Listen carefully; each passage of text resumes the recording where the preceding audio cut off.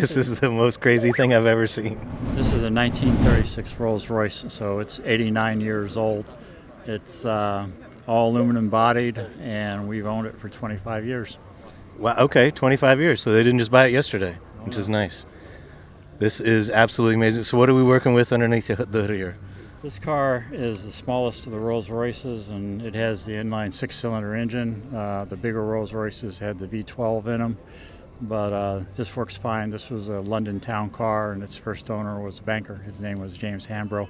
And by the way, his bank's still in business.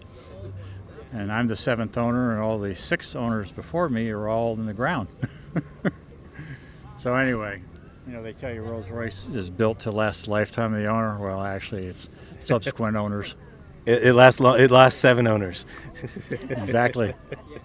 So what all have you done to the car yourself? Everything. So like all the chrome and all the stuff that we see, all the beautiful parts, that's you? Before, like nobody did this crazy stuff? In the restoration process, which took 10 years, we did the plating, which is the rechroming. We did the upholstery work. We did the woodwork because there's a lot of wood in this car. And did some of the mechanical work, and we had a renowned shop do all of the electrical work. And I see the back door. It kind of looks like a suicide door, like it opens, but the front one doesn't look like it opens that way.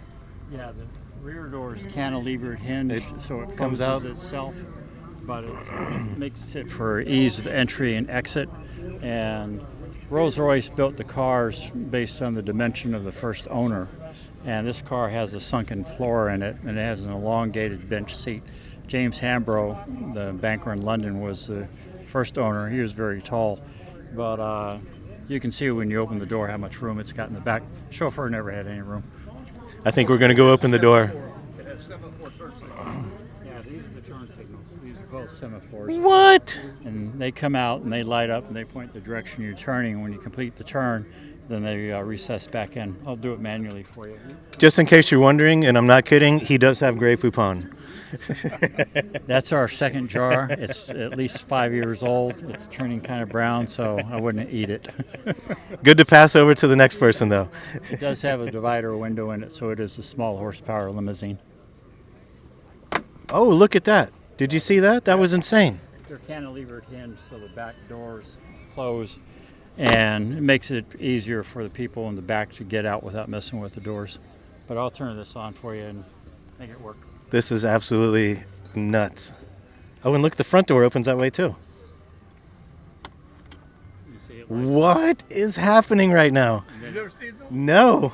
And then it goes back in when you complete the turn.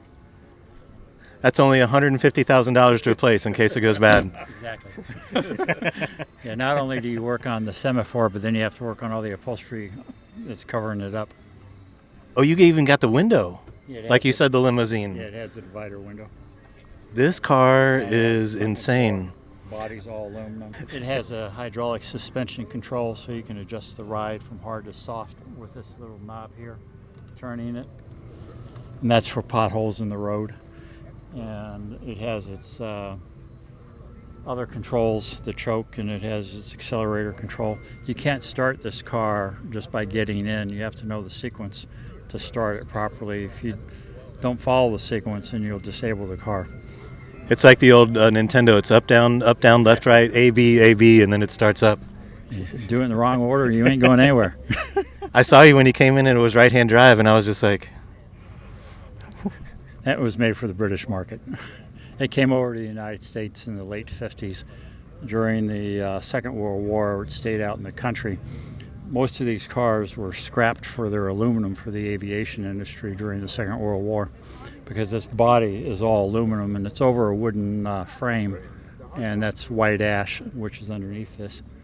But is this literally how you lock and unlock the car right there? Yeah, there's only one lock on this car for all the 4 doors, and that's it right there. What is happening with this thing? It's amazing. This car has, when you jack it up, you don't jack it up from the front or the rear. It has an apparatus that you take from under the engine compartment, and you raise the whole car up on one side to change the wheel, and it's a whole complete process. But it's all covered in the owner's manual, which is in the back of the car. Don't get a flat is what he's trying to say. Never get a flat. Yeah, never get a flat. Then you got to take this one off. Like taking this one off is just as hard as putting it back. Yeah, they would actually weigh quite a bit. And these are 21-inch rims with street tires, as you can see. Where else do you take it besides just the grandstands? Just the shows. It's been to Myrtle Beach. It's been to Pinehurst in North Carolina. And then in the garage? Well, it goes to a lot of other shows. It's been to Hershey, Pennsylvania, and that's where it won the Grand National. But those were years and years ago. Like, everything's got a history.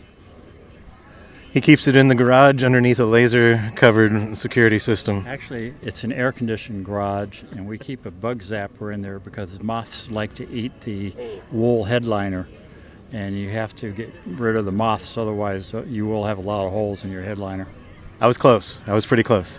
Yeah. But anyway. Well, this thing is absolutely beautiful. We appreciate your time, and thank you for bringing it out and showing it off to us. This car is 89 years old, and it's in better shape than I am. It's better shape than I am. I'm also 89, though. Thank you, buddy. We appreciate you, man. Thank you.